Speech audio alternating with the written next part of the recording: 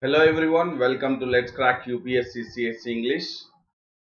About me, I am Sandeep Bhushan Thummala and my credentials are I have 8 years of teaching experience for civil services. I teach international relations, internal security and in-depth analysis of the Hindu newspaper. And this video is in regards to how to crack prelims and mains 2020, emphasizing on the keywords and the key phrases of the news, which will be very useful for the prelims as well as mains examination. And prior to getting into the topic, you have a notification in regards to Let's Crack UPSC CSE English, which is India's largest learning platform. And upon subscription, you will have unlimited live and recorded courses from the India's best educators.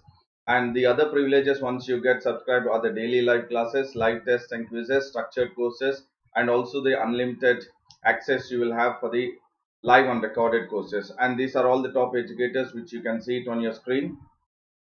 Along with these educators also are the top, which can also view it on your screen. And in regards to Let's Crack UPSC CSE English, the courses are which you can see it on the screen, like ecology, environment and ecology, economy, current affairs and various others which you can also see it on your screen.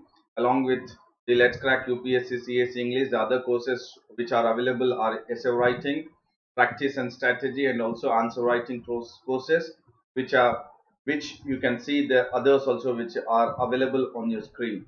And in regards to subscription, you Let's Crack UPSC CSE English subscription, you have 12 months and 24 months subscription. For 12 months the amount is 40,000 original, and 24 months the amount is 48,000. So it's always better recommended to go ahead with 24 month subscription, with the amount actual amount is 48,000. That is for Let's Crack UPSC CSE English. And you can subscribe using my code SBT10, that is Sandeep Bhushan Thummala, wherein you will get 10% discount and the discounted price would be 43,200. So it's always recommended to go ahead with 24 months, because you will be paying effectively the amount for only 13 months, but you would get 24 month subscription. So this is the privilege what you people are having as a civil servant aspirant. Plus, please do take the advantage of it, and then make sure that you are just paying for 12 months, that is 12 months 40,000, and for 1 month you are paying 8,000. So added to 12 and 1 month, that could be 40 plus 8,000, that is 48,000, but you are getting it for the entire 24 month subscription. So pay only for 13 months and then subscribe, get the subscription for 24 months. So if you haven't still subscribed, please go ahead with subscribing using my code SBT10 Sandeep Bhushan Thummala, when in your discounted price would be not even 48,000 but 43,200. And today's video or the session is in regards to analysis of the Indian newspaper. So we'll get into the newspaper, today's newspaper. And the one who is all watching the video is, I would say, a very big hi to them. And then you have the headlines in the front page. You have the virus tally crosses 50,000 mark, and this is a cause of concern, wherein the death rates are, I mean death not rates, the death are 126 deaths, and the total death toll has been to 1694. So in one district, one state, it is 126, and the total death cases are 1694. So definitely this is a cause of concern, and the health ministry has made it very clear that the active cases are 33,514. Sapat Nikhila has joined. Very good morning, Nikhila. Hi to you. And we are going ahead with the today's newspaper analysis. And the one who have recorded are 1,457. And the death cases in the last 24 hours is 1694. Definitely this data of the statistics by the health ministry is definitely a cause of concern, which wherein the, the graph is still going out, it is not flattening. What is concern is the graph of the infected cases and the death cases has to flatten. That is the cause of concern, and it is daily increasing, exceeding 2,000. So the number of the COVID cases are rising by 2,950, the fifth day consecutive day, and then daily around 2,000 plus the cases are being increased. That is a concern. And in regards to that, we have the 3-digit death cases. We have seen 196, wherein the previous day it was 194. So definitely the per day, per day the death cases are increasing. Earlier it was 194, but it has come down to 126. But we are in having in the 3-digit cases, and the center has indicated increase in cases, and it has indicated that there are increase in cases. And the Malvika has also joined. Hi to you, Malvika. The center has clearly indicated that there would be certainly an increase in cases, and it has asked the railway to arrange or ready the railway coaches for the COVID care centers. So definitely the information or what the center is indicating, that the surge in the infected and the death cases, morbidity and the mortality cases, or the cases or the number or the percentage would be definitely increasing. That is why the center has asked the railways to get ready for the railway coaches for the COVID care centers. And the Maharashtra and Gujarat are the one, along with the Delhi, are the one states which are consecutively increasing the number of morbidity and the mortality rate. So this is in regards to the virus tally crosses 50,000. And then you have another news in regards to the hacker sees security flaws in Arogya Setu app. So the hacker, ethical hacker, you have the ethical hacker, that the name called as Robert Baptist, which on May 6th he has made it very clear that there are security flaws in the coronavirus tracking app, that is Arogya Setu app. And he also said that it is not only that you have the security flaws, but also he has made it very clear that 5 people in the PMO office and one the army headquarters are unwell. That means he has hacked, and that is what he is, an ethical hacker. And then he has made it very clear that 5 people in the PMO and then the 2 people in the army headquarters are unwell. So he has got the information from the Arogya Setu app. That means he has hacked the Arogya Setu app, and that is what he is mentioning, that he sees there are some security flaws. Sir, I'm going to attend UPSC in 2022, so please tell me how to read newspaper. So whatever Sapavad Nikila, as I'm taking the news, whichever is covered in the newspaper, I'm taking the one which are major important. I don't say that the one which I don't cover are not important, but the major which can be little bit discussed, and then wherein you can have a little bit interaction, so that you will also get into the mode of how to read the newspaper and get into the mode of which are important, which are not important. So definitely you can follow my 10 to 10:45, 10 to 10:50 the newspaper. And also I have one more class at 11 o'clock, 11 to or else 11:15 to 12:15. You have one more in the YouTube itself, wherein there I'll go into the depth of editorials, analysis of the editorials and articles, in-depth analysis. So it will be very useful for you in regards to the newspaper, while you are also having 2 years of time, that is 2022. Definitely you can follow my 10 to 11 the analysis of the newspaper, and again from 11:15 to 12:15 you have the in-depth analysis of the editorials and articles which are the trending topic. So you can, and if possible you can also download the Unacademy learners app, and there again in the 1 to 2 in the afternoon, 1 to 2 I'll be for the again the trending topics of the Hindu editorials and articles. So definitely all the 3 sessions you will have a thorough understanding about the newspaper in regards to news items, contemporary news, and also in regards to the entire editorials and articles. So I wish you can, you will definitely have this. That is what you just follow what do you say, 10 to 11, 11:15 to 12:15, and 1 to 2 if you can download the Unacademy learners app and then get into the special classes, Unacademy special classes. Then I'm making it very clear that you will be in a position to handle everything. I hope you have got the point. Yeah.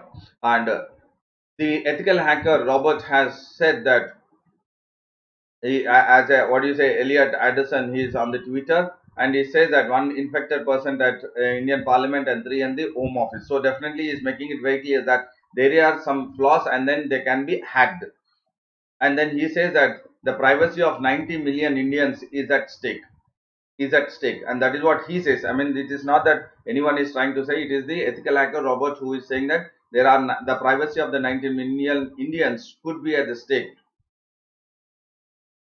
And the team, and the response to the ethical hacker Robert Baptist, what he has said is, he says Pratham has also joined. Hi Pratham.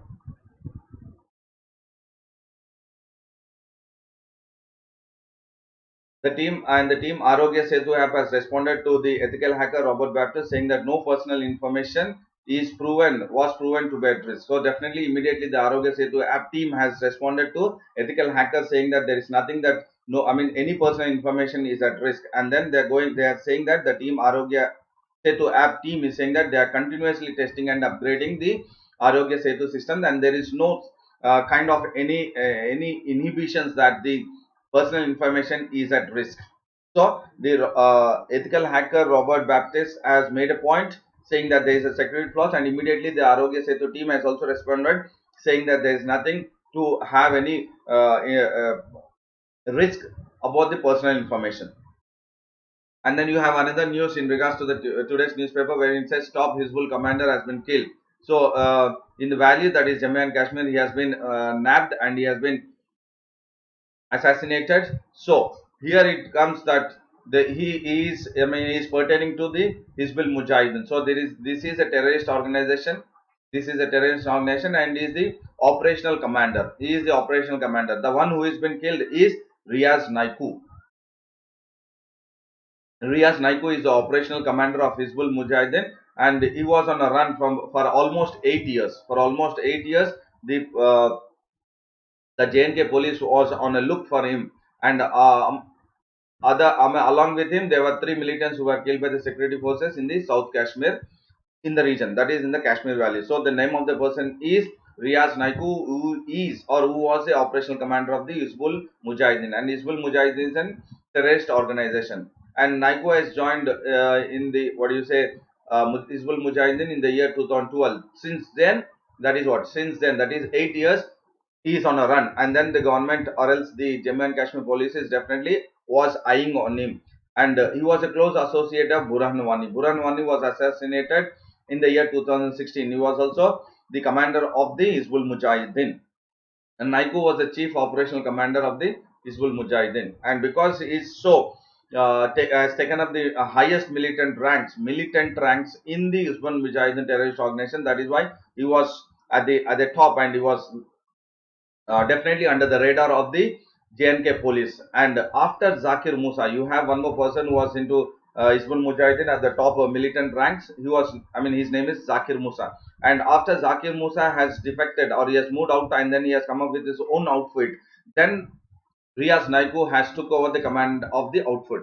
After Burhan Wani assassination, after Zakir Musa, moving out of the or defecting from the Hizbul Mujahideen and coming up of his own outfit organization. So Riaz Naiku has taken over the command of the outfit, and then the Jammu and Kashmir police has made it very clear that they have assassinated the Hizbul Mujahideen operational commander Riaz Naiku, and in an operation that is in Pulwama, he has been associated. All his associated were trapped,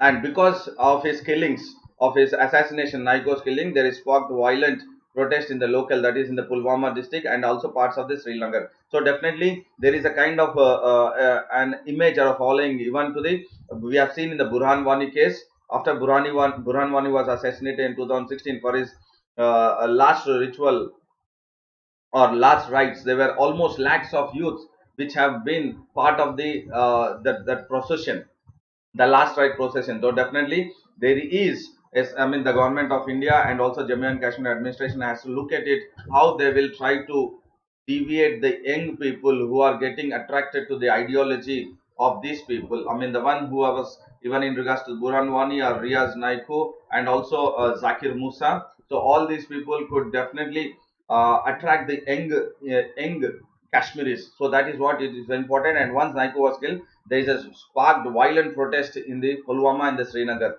And then because of this incident, the government has snapped the internet and then the facility of the telecom providers also. So definitely it was done in the measure that was a precautionary measure. So because of the precautionary measure, the government of India, or else in regards to center and then the Union Territory, JNK Union Territory administration has gone ahead with snapping the internet services and also the telecom providers.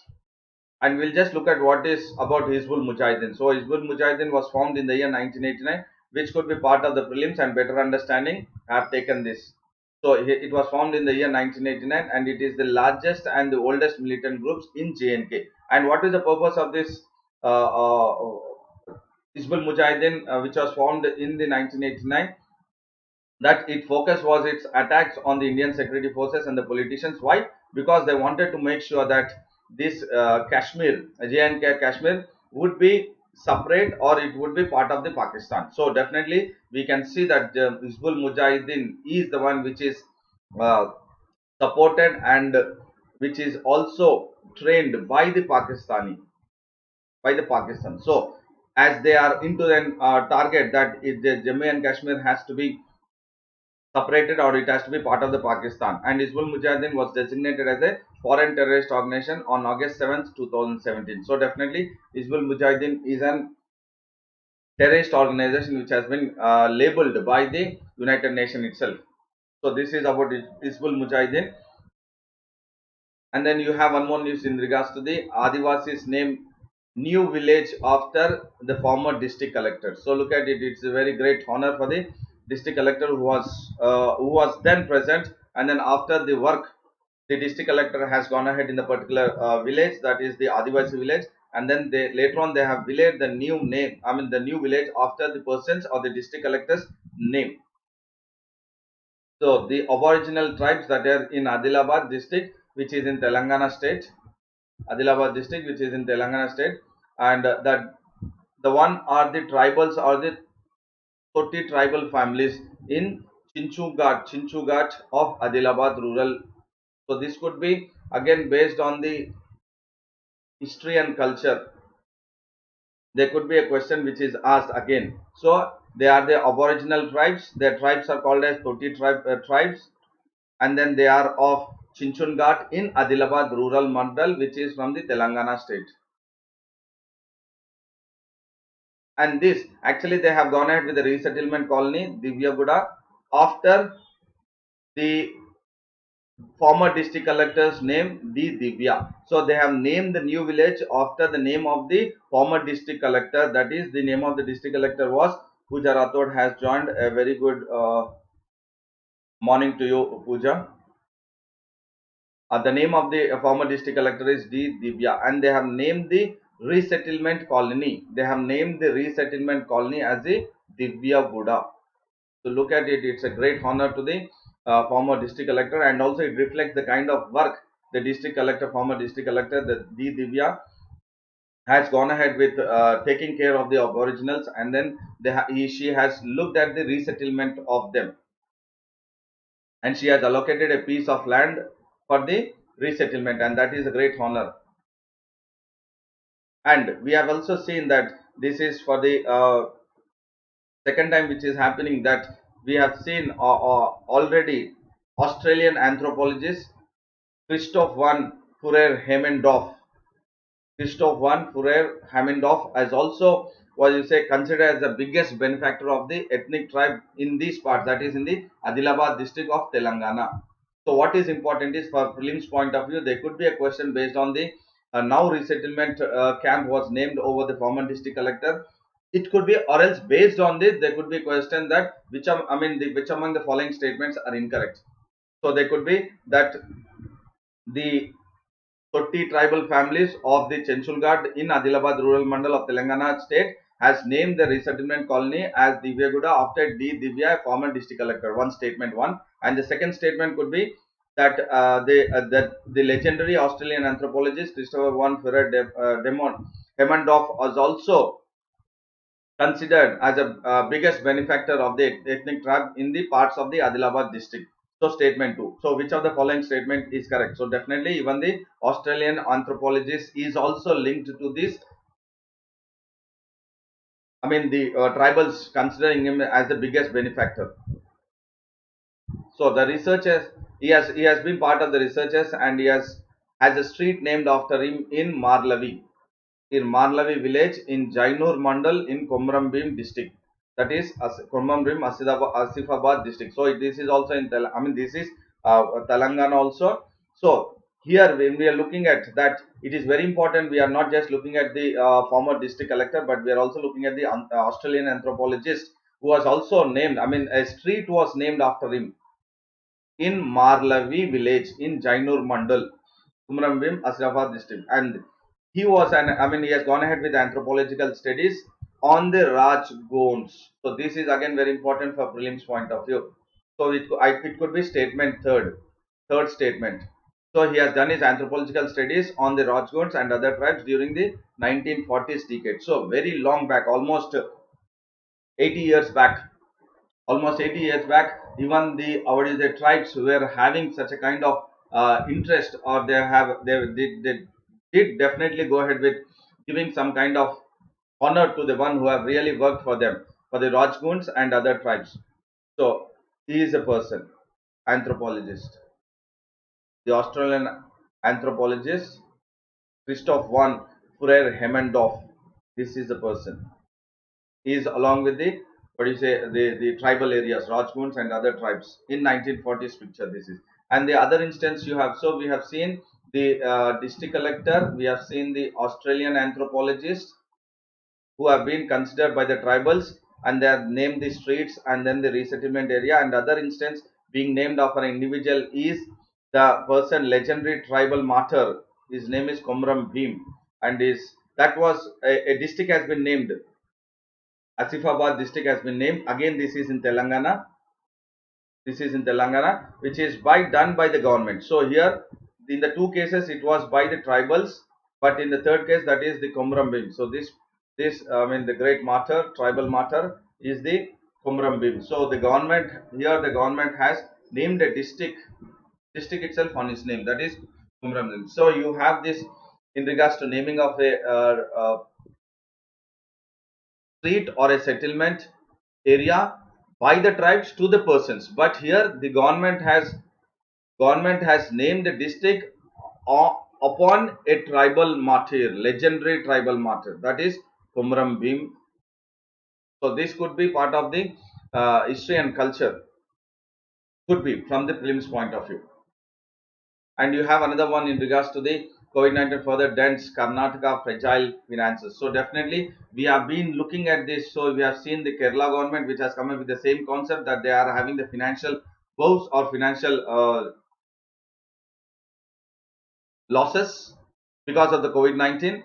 We have seen Kerala government, we have seen Rajasthan government, and then yesterday we have seen MP government coming up with this, and today the Karnataka government has also come forward saying that because of the COVID-19. So why I'm saying is we have looked, in our class, in my class, I have also discussed about Kerala government, how it has really been impacted by the COVID-19, and what are the sources of revenue, and what sources of revenue are definitely being impacted because of the COVID-19 or because of the national lockdown. And then MP government yesterday, and then today Karnataka government.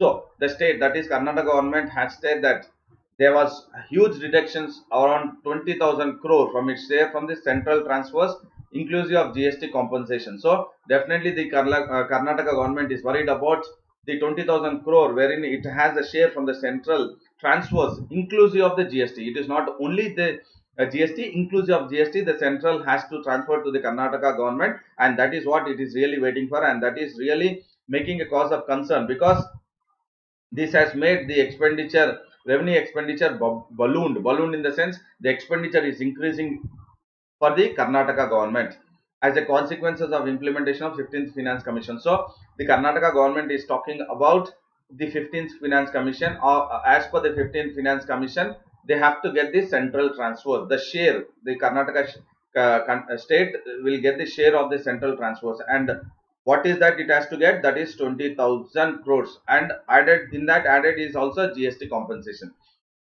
And the state's finances are definitely, what you said, they're literally in the shambles in the sense it's a worrying condition, and 2.37 lakh crore budget for 2021 is non-starter. So the entire budget for the Karnataka state government for 2021 is 2.37 lakh crores of rupees, and Karnataka, as the other governments have gone ahead with taking the initiative of cutting or deducting the salaries of the government employees or teachers, in the case of Kerala government, and Rajasthan also they have gone ahead, and then Madhya Pradesh they are going ahead with, even the central is going ahead with the uh, uh, in regards to the one politicians, the leaders, and also the civil servant aspirant. But But in the case of Karnataka government, they have decided not to cut salaries. But what they have looked at is they are very keen in making sure that all the departments ensure that there is no default on repayment. So whatever the citizens have to be repaying it to the government, there should not be any default. So as of now, the Karnataka government hasn't decided, or they have decided not to cut the salaries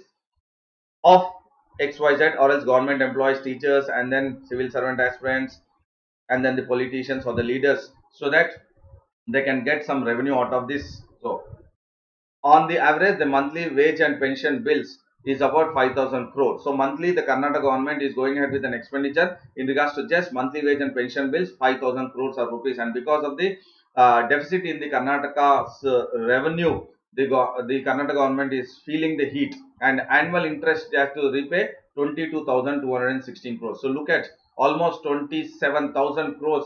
It is in the form of repaying the interest and also the monthly wages and pensions, which it is part of the expenditures, and that is salaries, pensions, and interest stands around 81,000 crores of rupees for the Karnataka government, with a 10,000 crore of increase in the wage bill, which have been added in the financial year. So added to the 81,000 crore as an total expenditure, state's annual committed expenditure is 81,000 crore, and added to that it is another 10,000 crore. So close almost just 10,000 short of 100 crores is the expenditure which is part of the financial year for the Karnataka government, and the center is yet to release 8,000 crore of GST compensation. So definitely the state is worried about the center releasing the funds in regards to the GST compensation for the month of December March, the quarter. And the state's own tax collections, which contribute actually 62%, has severely been hit because of the COVID-19 situation. Because of the COVID-19 situation, the state government is also unable to increase the tax collection or collect the tax collection. On average, the 7,000 crore GST is collected every month. So look at it. It is 62% of the tax collection is reduced, and average every month 7,000 crores. So out of 7,000 crores, if 62 percentage is reduced, then look at it, how much effect it is happening on the revenue of the Karnataka government, and then the expenditure of the Karnataka annual expenditure is increasing very fast, and it is a cause of concern. And the Karnataka government exchequer has lost almost 1,200 crores because it is unable to go ahead with collecting the sales tax on petroleum products in the last 35 days. And there is a cut in regards to even excise duties, not only sales tax, but also excise duty collection has also come down very badly. And in regards to the liquor, I mean, the taxes on the liquor is also come down very drastically. This is also lost to the government in regards to the revenue generation. Not only that, the stamps and registration has also been hit very badly. Stamps and registration, through the stamps and registration department also, the government is unable to collect the revenue because of the national lockdown. And these property registrations, many of the cases, the property registrations are also very low because of the national lockdown. So looking into all the revenue generation what the state has to or used to go ahead is now at a standstill, and that is a cause of concern for the Karnataka government, which is also in line with the Kerala government, with the Rajasthan government, with the Madhya Pradesh government, and now the state which is in the news is the Karnataka government. And then we have another news in regards to the poor find access to accounts very hard. So the one who are having this Pradhan Mantri Jan Dhan accounts, so the poorer are not really having the money, or they are not having the access to the accounts, or in turn if they are having the access to the accounts, probably they, in the account their money is not been credited. So this is what the concern is according to the study, and this is a survey which has been done in the states like Uttar Pradesh, Chhattisgarh, Gujarat, Orissa, Jharkhand, and Madhya Pradesh, wherein volunteers as students have gone ahead with taking a survey which is based on the development economists, or the development economists, that is Ritika Khera and Jean Dress, have gone ahead with the survey wherein they have considered almost one third of the households to go ahead with the, that is a part of the survey, and this survey says that 80% were able to successfully withdraw the cash. So look at it, it's not only negative. Pooja Rathore says, sir, Karnataka government had already cut the salary of government employees, but here in this newspaper it very clearly states that the Karnataka government has decided not to cut salaries. It is in today's newspaper. Probably if it is there, then I mean we have to check with the see, I mean the office, the secretariat, because see here it is that the Karnataka government has decided not to cut salaries of its employees for a month of April and has directed departments to ensure that there is no default on repayment. Okay, fine. Probably you are saying about probably it is not for the month of April, but for the month of May they might have started. For the month of April they haven't taken into consideration, but for the month of A, probably if you are saying that the cut has started for the month of May. Puja, I think you have got it. And this is 80% was able to withdraw, and 1 in 5 have returned back without any money. And banks were shut. The reasons were banks were shut, and also accounts showed zero balance. So there were different reasons why they were just moving away from the ATMs. That is 1 in 5 without saying that there was no money with the ATMs in the banks, or the banks were shut, or the accounts showed zero balance. But 80% of that they were successfully able to withdraw the cash. And 23% of the surveyed households, they say they had received the 500 rupees from the Pradhan Mantri Jan Dhan bank accounts. And a third, that is one third of the households, said they did not get any money. And 40% say that they did not know if the money had been received. So there are different kinds of situations wherein in the survey it is very clearly stated that some are getting the money, and then few of them are saying that they did not get the money. So definitely the money or the funds which are being supposed to reach to the vulnerable or the Pradhan Mantri Jan Dhan account holders are not getting it. And even the poor women who have no Jan Dhan accounts are also very much worried about it. And the food grain portion of the relief scheme may have been better reached. I mean, in regards to the food grains through the PDS system, it has reached to the below poverty line, or to the one who is intended to be the beneficiaries has been reached, and that 96% of the service holders have received the ration. That is through the PDS system. That means almost the entire system is going as per the process. And then in regards to money, few of them are saying that they haven't received. So that is the cause of concern in regards to the poor finding access to accounts a little bit harder. And there is a fall in key treatment in categories. There is a news in regards to the treatment areas. I mean treatment. So there is a fall in the treatment categories. So we will look at the treatment categories, especially in regards to the Aishman Bharat. So as it is part of the government scheme, so we have to focus on this. It could be probable question in the prelims point of view. So as per the National Health Authority, what it says is cardiology treatment under the Ayushman Bharat Pradhan Mantri Jan Arogya Yojana, that is AB PMJY, has declined to 45%, and general surgeries have increased 23%, and gynecology and obstetrics have decreased to 25%. That is cardiology treatment, and in regards to general surgeries and gynecology and obstetrics have this has nosedive. Even the 45% has declined, but in regards to the general surgeries, it has increased to 23%. So the one is in regards to the general surgeries have increased compared to cardiology, and then gynecology and obstetrics. The only category of treatment which has shown is in regards to the general medicine. That means general medicine is the one which is really important for everyone.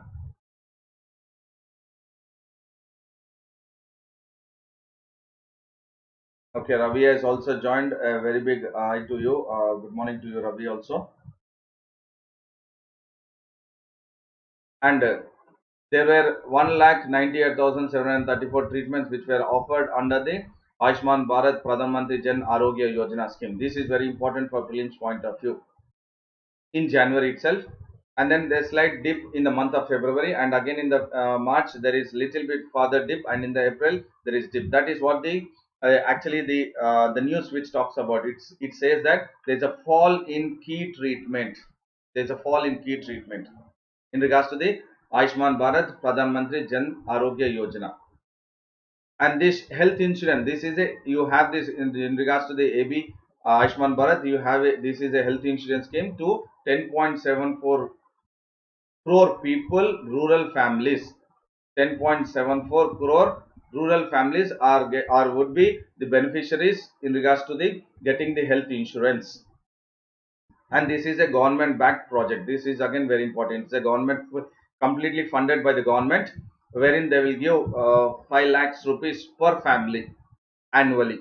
As per the Ayushman Bharat, they would get, I mean, each family, that is in regards to the a vulnerable section of the people who have been identified, and they would be getting 5 lakhs per family as an health insurance annual cover.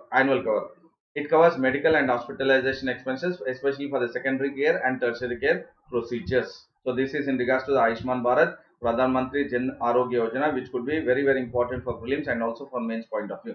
And then in regards to the European economy faces historical recession. So we have looked at the different states in the country have been facing very badly in regards to the rising expenditure and then reducing collection of the revenues. We have also known that entire country, I mean entire world is also going ahead there, and we were focusing on the news which is in regards to the Europe country or European economy. And European Union has said, or it has forecasted a historic recession, which is definitely what do you say, because of the coronavirus pandemic, as the US and China have escalated war of words because of the origin of the disease. So when the entire world is reeling under infection by the COVID-19, we have seen not only in regards to a health crisis, the entire world is going ahead. It's reeling under health crisis, and it is the entire globe is reeling under even economic crisis. But it is, we have seen very clearly, the US and China are not coming to a conclusion across the table, but they are just going at the war of words because of the origin of the diseases. And we have seen that Brussels came up as a Europe's biggest economy, and Germany also has unveiled plans for near return of normality. That means the European Union has very clearly said that the Europe biggest economy, that is Germany, is also very bad in regards to the economy, that is its manufacturing and car sales have been badly hampered, because Germany, as we see, they are very famous for, Germany is famous for the automobiles. Germany is famous for automobiles, but it is that country which says that because of the COVID-19 and because of the lockdown, the manufacturing and car sales have been badly hit, and because of that, the economy, all the Germany is also drastically coming down, and that it is Europe's biggest economy. Germany is the Europe's biggest economy, and this is very important for your better understanding for prelims point of view. Germany is the Europe's biggest economy, and that is what European Union is making it very clear that probably it is heading towards a historical recession.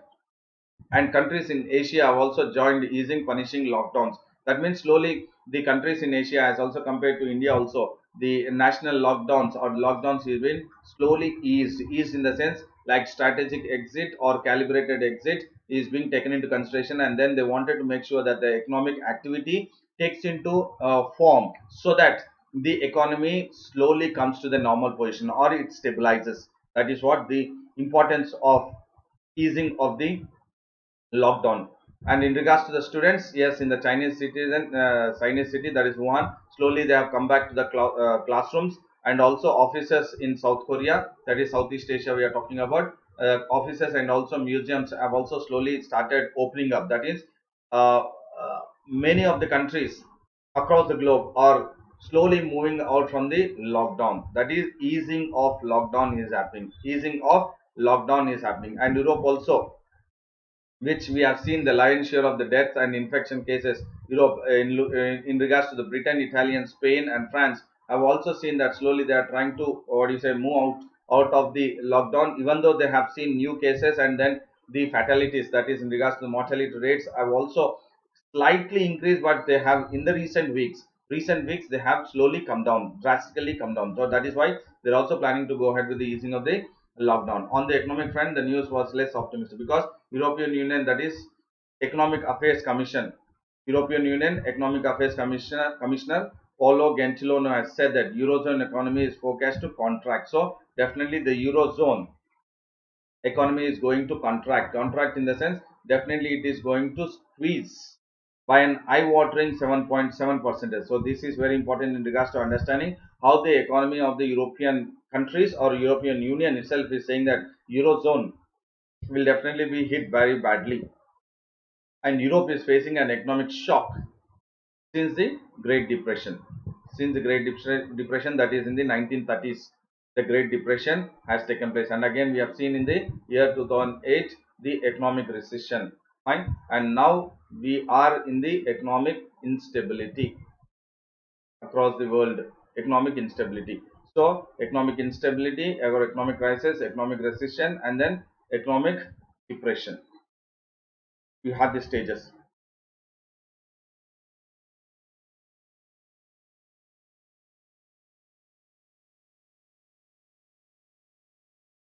And then Germany has also forced ahead in regards to that they will restart the football matches also. So definitely there are European countries are coming up with that, and then we have also looked at car sales have plunged to 61%, and France is inching towards that. They will go ahead with the opening of the schools and the doors for almost 2 months, and then Spain is also making sure that they will extend the lockdown measures for another 2 weeks. Okay. In regards to, I don't know what's your name, but probably it is up to you, your own analysis, what you can do it, Coach Universe, because I don't know how far you have gone ahead with the civil services preparation, but in regards to analysis, the Pradhan Mantri in regards to how the recession is happening, European countries, UPSC preparation does require what is happening in regards to the in regards to the entire world, especially Europe, and then in regards to the Pradhan Mantri Jandan Account Yojana, which is a scheme which is by the government, which is the biggest in the world itself. So this is also very important for the UPSC, and in regards to the treatment under the Ayushman Bharat is also very important, and I feel this analysis is very important in regards to what I have taken, and also in regards to the way the government is going ahead with making sure that the people will have money, and what are the measures or what are the steps taken by the government will make it very clear that it is very very important how the lives and the livelihoods are being protected. So this is one news. And in regards to the how the state governments are all being affected by the COVID-19 or in regards to national lockdown, so this is also very very important in regards to how the country, how the states are being squeezed because of the national lockdown, and how their revenue collections is being badly hit. And then in regards to this, it is very important again in regards to the Adivasis, that is tribal, in regards to civil services, UPSC, and this is also in regards to what I have taken Hizbul Mujahideen, again in regards to the internal security or the national security, again in regards to terrorist organization is also very important. And then hackers, we are when we are looking at the Arogya Setu app, this is also very important because it is by the government which has come up the Arogya Setu app. So this is also a point of what is a UPSC which we have to focus, because it is an ethical hacker who has done it. And then this is in regards to the entire how the virus is actually affecting, and the toll, that is the data how it is coming up. So definitely I feel the the kind of analysis which has taken by me is absolutely to the point of UPSC, wherein definitely it will be useful for everyone. Probably one or two, if they are not understanding the standard of the UPSC, probably it is up to them. I will not really focus on them because it is their individual choice of how they look at the newspaper, or how what they know the importance of the newspaper. So definitely these are all very very important for UPSC, and please do not get into any kind of mode of points that how it is useful or not useful. So definitely whatever I have taken in this is very very important for prelims point of view, and also which is an analysis, a proper approach, absolutely a proper approach for civil services UPSC. And I hope this was a informative and then knowledgeable one. Then please go ahead with liking the button. I mean the video, share the video, subscribe the video, hit the bell button, and then while you're watching the video, that is Let's Crack UPSC CSE English, go ahead with subscribing using my code SBT10, that is Sandeep Bhushan Thummala, wherein you will get 10% discount. And then go ahead with subscribing for 24 months, which will be very very useful for you, because you will be just paying effectively the amount for 13 months, but you will get the subscription for 24 months. So go ahead with subscription using my code SBT10, and I would thank everyone who are part of it, that is Malvika, Nikila, and then Pratham, Pooja Rathod, Rajvi,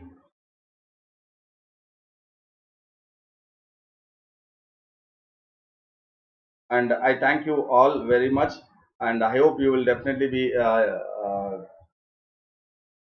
having a effective and a proper knowledge imparted from my classes or my lecture, and then go ahead with again we have a class at 11 o'clock, as I said. Yes, yes, definitely. Pradeep, you can definitely start the preparation. That's not at all problem.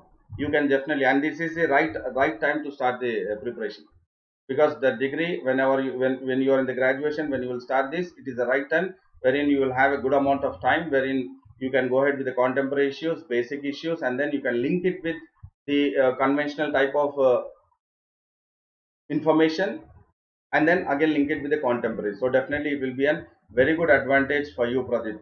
I personally feel that you can start the preparation right now, and and you will have an edge over others, because after 3 years, when the actually when you would give the exam, so definitely you will be in a position to have more of knowledge in regards to the prelims and mains point of view. I hope, Pradeep, you have understood it. So I would say thank you all.